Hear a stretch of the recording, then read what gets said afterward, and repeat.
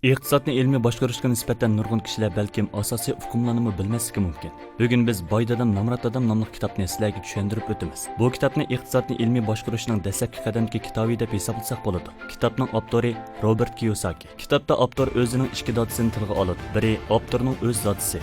U oliy o'qish ma'lumotiga ega bo'lgan ma'rif bilan shug'ullanuvchi. Yana biri yaqin do'stining dodisi. Bu kishi to'liq o'tirnimi putirmay maktabdan chekingan korxonachi bo'lib, garchi keng ma'lumotga ega bilimdor bo'lmasimi, iqtisod boshqarish mahoratlariga bak pishiq. Bu ikki dodining o'xshash ishga tutgan o'xshamaydigan pozitsiyasi eng oxirida tubdan farqli bo'lgan oqibatlarni keltirib chiqargan. O'z dodisi umr bo'yi pulga zor bo'lib o'tishdan boshqa oilasidagilar bilanmi tuzuk billa bo'lamagan.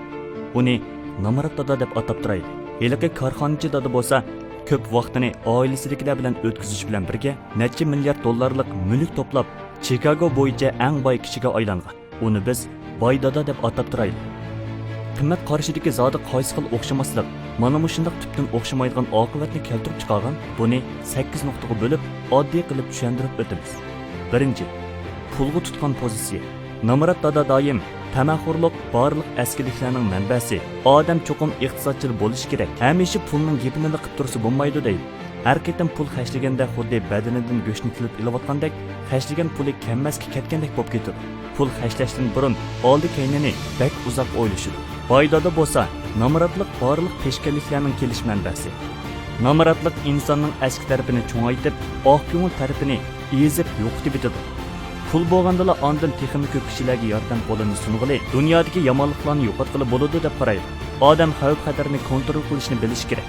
Xavf-xatar yaxshi kontrol qilingandala, pulni qo'qmay mablag' selish kerak. Ikkinchi, qimmat baholiq narsalarga tutgan pozitsiya.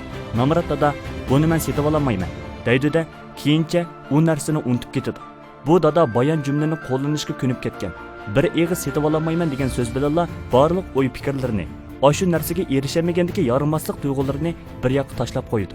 Boy dada bo'lsa, navoda bu narsani olmoqchi bo'lsam, zodi qanday qilib pul tepib uni setib olalayman deb o'ziga savol qo'ydi. U bolalarining setib olishga qurbimiz yetmaydi deyishini qat'iy to'siydi.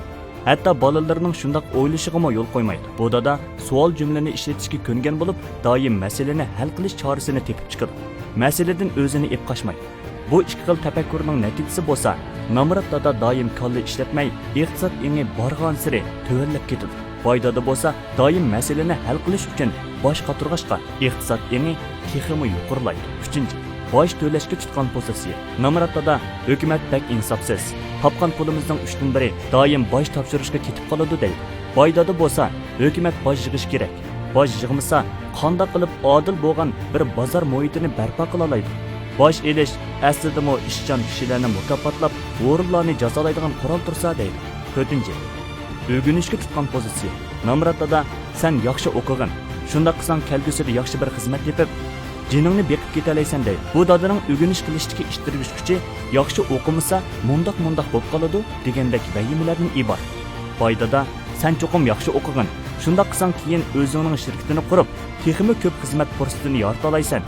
Boshqa yaxshi korxonalarni setib olib, texmi ko'p kishilarni xizmat o'rni bilan ta'minlaysan deydi. Bu dadaning o'rganish qilishdagi ishtirg'ish kuchi bo'lsa, muhabbat. Yaxshi o'qisang, texmi ko'p kishilarga yordam qila olaysan. 5.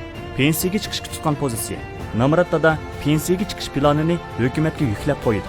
Uning hammadan bak orzu qiladigini, yashangan vaqtida hukumatning qarorlik holda pul tarqatib turishi. Boy dada har vaqt o'zining iqtisodiy ahvoliga o'zi ega bo'ladi. To'xtamay o'rganadi. Uning qarashicha, navoda biray yo'lanchi bo'lib qolsa, kishi o'zi bilib bilmayla ojizlashib ketadi. Boshqalarga yo'lanib oladigan, tirishmaydigan bo'lib qoladi. 6. Vayron bo'lishga tutgan pozitsiya.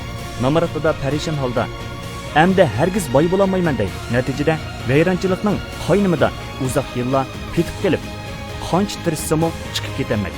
Boyda da әксіше vayron bo'lish vaqtliq ish. Gerçi hozir bank kartamda pul bo'lmagani bilan mening yanada ishlaydigan kallam bor. Iqtisod boshqarishga oid mo'l bilimim bor.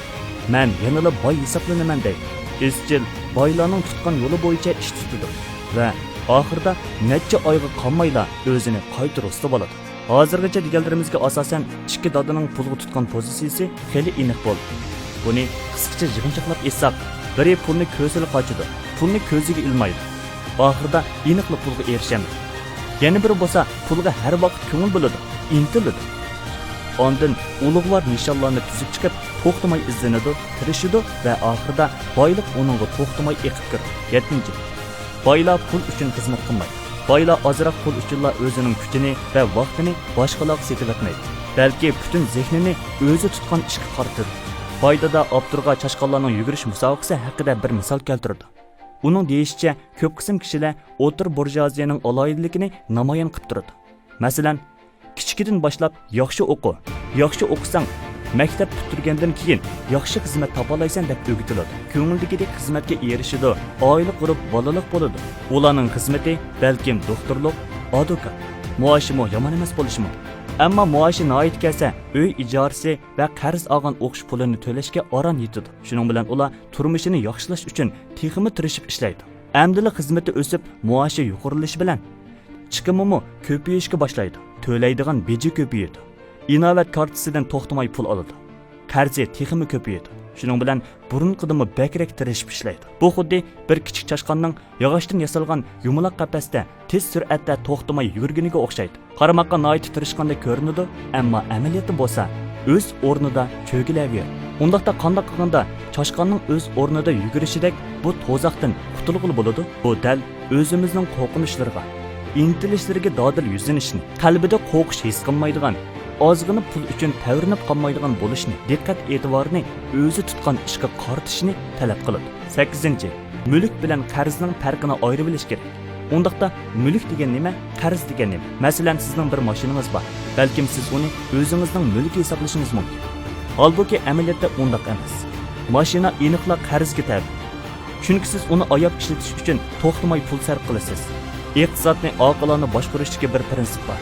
Mulk bilan qarzning farqini ayirib bilish, shundaqla to'xtamay mulk setib olish. Nomratlar doim jiq pul topadi, jiq chiqim qiladi. Ular ko'plab qarz setib oladi. Oxirida iqtisodiy ahvolida krizis yuz berib, vayron bo'ladi. Amsa boylar qanday xizmat qiladigan? Ular hargiz mulk setib oladigan pulga qarz setib olmaydi. Navoda turmush saviyasini yuqori ko'tarmoqchi bo'lsa yoki qimmatbaho narsalarni setib olmoqchi bo'lsa, cho'qim o'zining mulkidan foydalanib kirim qilingan puliga setib oladi. Nomratlar doim o'z dasmoyisini oz deb o'ylaydi. Boylar bo'lsa, har bir yuan pulini bir askar qatorida ko'rdi va ulardan bir zo'r qo'shin tashkillab, har vaqt o'zi uchun pul topqizadi, shaharlarni qamallatqizadi. Nomratlar bo'lsa, bu xildagi boyligini yig'ib qo'shin qurib chiqish jarayonini qabul qilolmaydi. Pul hashlash istikini kontrol qilolmaydi. Qanchalik puli bo'lsa, hammasini hashlab etadi. Mana bu ularning orasidagi